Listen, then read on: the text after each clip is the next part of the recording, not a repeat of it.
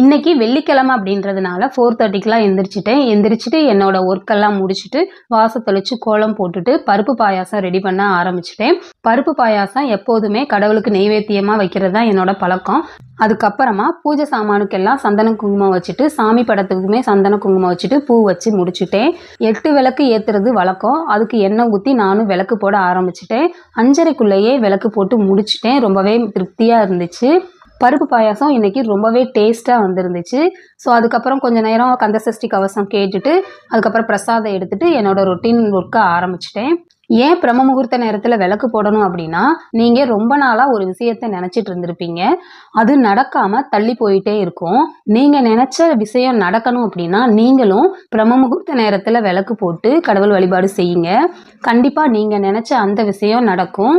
யாரெல்லாம் இதை ஃபாலோ பண்ண போகிறீங்க கமெண்ட் பண்ணுங்கள். எத்தனை பேர் ஃபாலோ பண்ணுறீங்க அப்படின்றத பார்க்கலாம்.